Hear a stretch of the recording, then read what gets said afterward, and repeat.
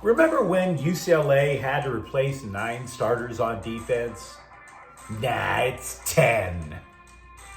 The Dodgers lead Major League Baseball in getting taxed to pay off welfare teams, and the Rams' 3-game winning streak is predicated on the run game. Good morning. I'm James. This is your daily dose of sports and snark for the greatest sports city in the world, Los Angeles. This is the faithful Angelenos Morning Report. It's December 21st, 2024. Welcome back to the Sanctum Sanctorum of LA Sports. I still am overjoyed by being here. I have warmth, I have beauty, I have friends. And that is going to be the type of thing that puts me in the mood to talk LA sports. Do you like being in the know about LA? Well, if you do, click and clack the like button. Click and clack the subscribe button. There's a notification bell. Hit that. It'll let you know when we drop new content. Sharing is caring. Let people know we exist. And by all means, comment. Now, before we go through the news and notes, a quick look at the scoreboard. There weren't any games involving LA teams yesterday, but the Lakers are at Sacramento at 3 today. Has there been a defensive turnaround for the Lakers? Now, I admit this is a small sampling, but in the last 4 games, they lead the NBA in defensive rating. Also, the Clippers are at Dallas at 5:30. Luka Doncic will not be playing for the Mavericks today.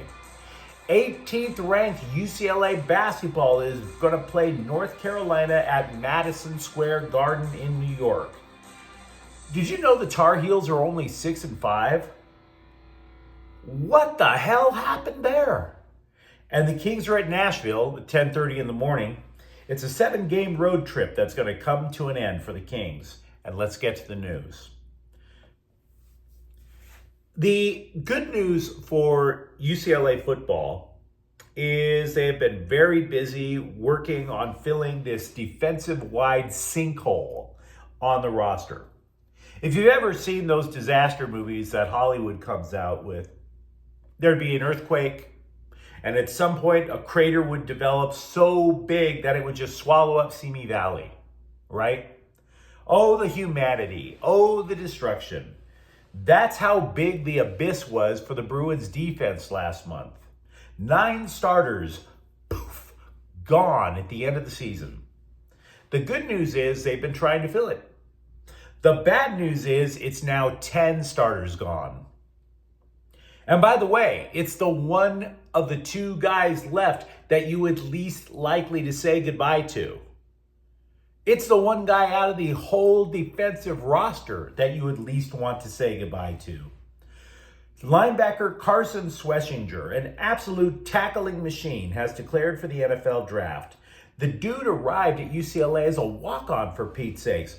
And this last season, his first as a starter, all he did was lead the Big Ten in tackles with 136, including 4 sacks, and he also picked off a couple of passes. Yeah, you wouldn't want that on your team, would you? He wasn't even the starter at the beginning of the year, but give the Bruins coaching staff credit for this. They boosted him to the first team in order to move Oluwafemi Oladeju to defensive end. So in other words, it boosted the defensive line a little bit and also linebacking as well. One scribe claimed that Schwesinger was the best linebacker that UCLA has had since Eric Kendricks, who won the Butkus Award back in 2014. So UCLA, not exactly linebacker you, and the one time they have themselves somebody who's elite, 1 year, now, I'm not going to sit there and claim that everything should be doom and gloom over Westwood. Because again, they have been working on filling the roster holes. Quarterback Aaron Williams is returning to California. He is going to be transferring to UCLA after playing a couple of years out in Louisville. The dude is from Cali. He played for St. John Bosco when he was in high school. Speaking of impact players, though, who left Westwood, at least a player that should have made an impact but didn't. Wide receiver J. Michael Sturdivant is heading to Florida.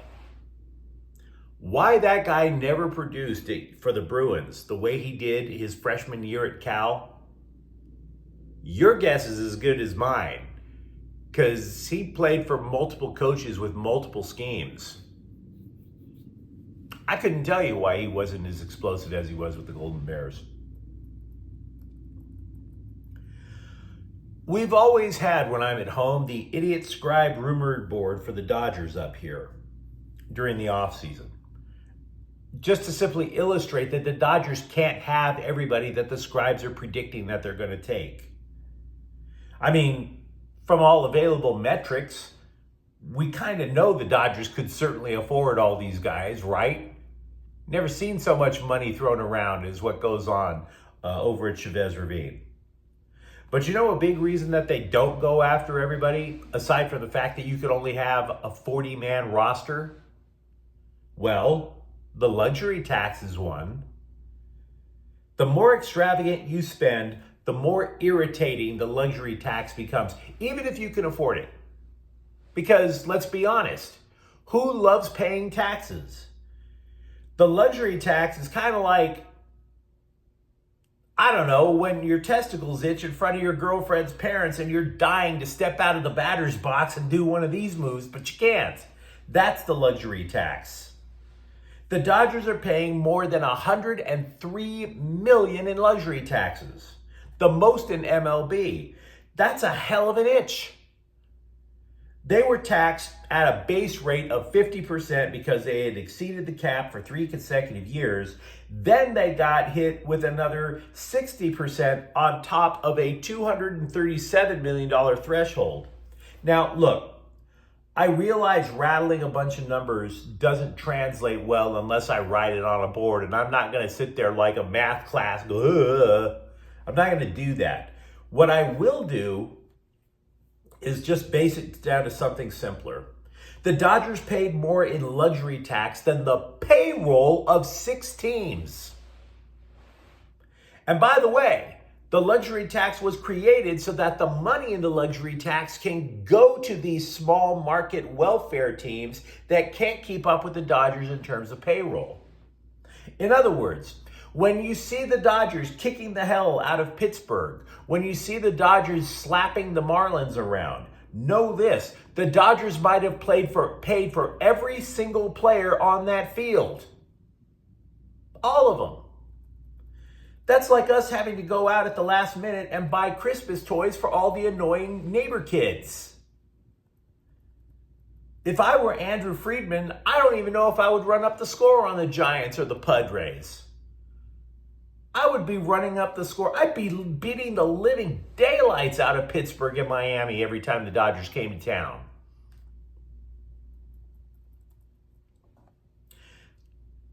Merry Christmas, of course. Happy Hanukkah. Joyous Kwanzaa. Let's change topics, because money makes me mad. Spending it, that is. Numbers suggest that the Rams have run their way to a 3-game winning streak, which also suggests all they needed was stability and health along the offensive line. Starters that returned from injury on that line include Steve Avila, Rob Havenstein. There was a third who returned from injury who was supposed to start, Jonah Jackson. He's remaining on the bench because while they were all out, the Rams were shuffling so many people up and down the line that the coaching staff discovered Bo Limmer, a rookie 6th-rounder, was pretty damn good. He has a good future ahead of him. Now, it's one thing to get the personnel. It's still another thing to commit to the run. Do you remember Week 13 against New Orleans? The Rams had 0 points at halftime. Now, many of us would be panicking if this were a game of Madden and just chuck the ball all over the place trying to desperately get that first score. Madden is not real life, no matter how good the graphics get. Sean McVay instead told the offense they were going to run the ball as much as possible. Kyron Williams got 9 second-half carries against the Saints, and he finished with 104 rushing yards and a touchdown. Williams averaged 6.9 yards per carry at the end of the game. What's happened since? Well, Williams carried the ball 58 times over the next 2 games. 299 yards, 3 rushing touchdowns. You like that? And by the way, those last 2 games were in only 5 days. So apparently the conditioning program was working like gangbusters as well. McVay credited guards Avila and Kevin Dotson that they're so large and skillful that the playbook opens up even more to different passing blocking schemes and so on. Quote, I think that's the benefit of having really functional athletic guards that have an incredible ability to be able to move and accelerate in space and be able to have close quarters contact with people. That's a real benefit. Where they're saying, what can't they do? Unquote. You might recall the Chargers won Thursday night. With that victory, NFL Next Gen Stats estimated that the Bolts have a 97% chance of making the playoffs. If Miami and Indianapolis both lose tomorrow, by the way, it becomes 100%. MLS held its quote-unquote super draft, which honestly is anything but super. Having said that, the Galaxy selected Michigan defender Jason Bucknor with the 20th pick. LAFC came up a couple of picks later, selected UMass forward Alex Hughes with the 22nd pick. Now, I read these articles on these LAFC blogs about how amazeballs this pick was. And I don't want to crap on the guy. I never met Alex Hughes. But who the hell expects this pick to be that amazing? Who expects him to crack an LAFC starting 11 over Dennis Mwanga? Over Olivier Giroud? And to be honest with you, I don't even know if Buckner is ever going to amount to anything on the Galaxy backline. Again, the MLS Super Draft is more like the MLS Mediocre Draft. It never amounts to diddly squat. The only thing more pointless than an MLS Super Draft is the WNBA Draft. That league has been around for a quarter of a century, and we only know of one player who's ever been taken. And that was last year. Miss me with the talk of either the WNBA draft or the MLS draft. Angel City FC has traded defender Rocky Rodriguez to Kansas City for transfer funds, which I assume is some sort of salary cap relief. The Costa Rican national has played professionally for 9 years, won an NWSL title in Portland in 2021. Also for Angel City FC, forward Katie Johnson retired. Angel City never scores, so no offense, but I hope you enjoy the rest of your life. I have nothing else to say about that. But you let me know what you think in the comments thread. Are you okay, kinda, sorta, with losing Carson Schwesinger, considering the work UCLA's put in the transfer portal? For that matter, are you sitting there going with the Dodgers luxury tax? It sucks, but it's not my money. And if you enjoy the content, don't forget to subscribe to Faithful Angelenos. We talk LA sports every single day here. Thank you for watching. I'm James. We'll be back tomorrow. Faithful Angelenos is a Kian Cortel Queso production. Take care.